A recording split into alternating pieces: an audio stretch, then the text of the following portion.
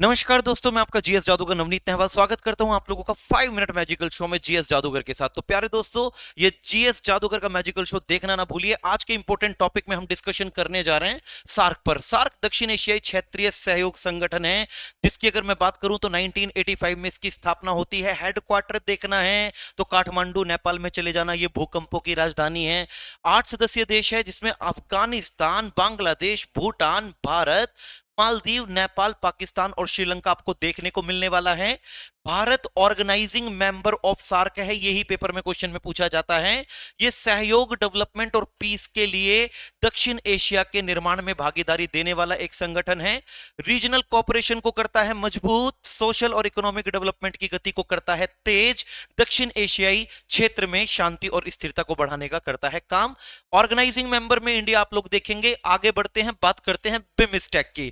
BIMSTEC क्या है? ये बे ऑफ बंगाल से रिलेटेड मल्टी सेक्टरल टेक्निकल और इकोनॉमिक कॉरपोरेशन के क्षेत्र में काम करने वाला उन देशों का संगठन है जो बे ऑफ बंगाल से कहीं ना कहीं जुड़े हुए हैं। अगर देशों की बात करोगे तो बांग्लादेश, भूटान, भारत, म्यांमार, नेपाल, श्रीलंका और थाईलैंड दिखने वाला है।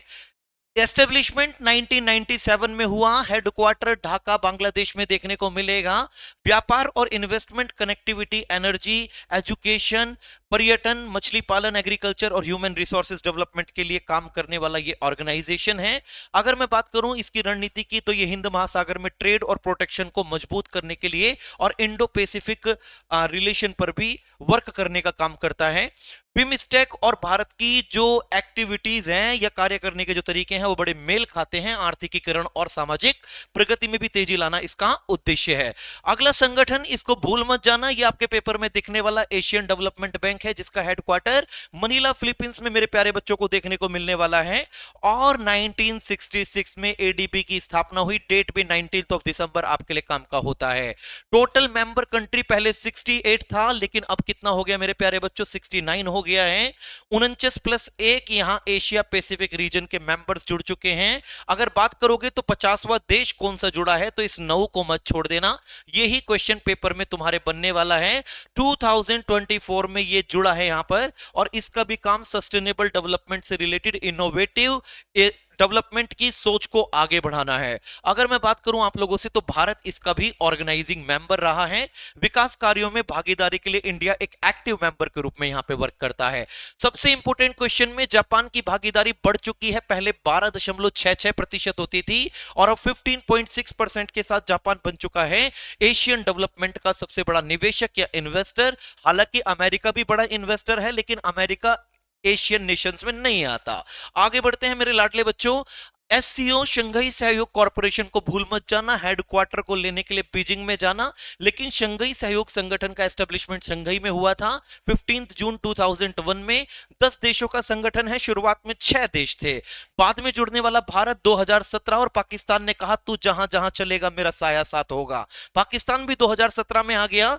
ईरान जो मिडिल ईस्ट की इस समय सबसे बड़ी प्रॉब्लम है, जिसने हार्मुज स्ट्रेट को कंट्रोल कर रखा है, वो 2023 में इसका मेंबर बन गया, और बेलारूस 2024 में इसका मेंबर बनने के बाद टोटल देशों की संख्या हो जाती है मेरे प्यारे बच्चों 10। ये सुरक्षा सहयोग में काम करता है, इकोनॉमिक कॉर्पोरेशन में काम करता है, ट्रेड डील कॉर्पोरेशन में काम करता है, रीजनल पीस एंड स्टेबिलिटी के लिए भी वर्क करने का काम करता है। साथ ही टेररिज्म के खिलाफ भी ये एक ऐसा मंच है जो काम करता है। हालांकि आप लोग सोच रहे होंगे कि सर पाकिस्तान यहां बैठा और आतंकवाद के विरोध में काम कर रहा है। बिल्कुल करता है मेरे प्यारे बच्चों।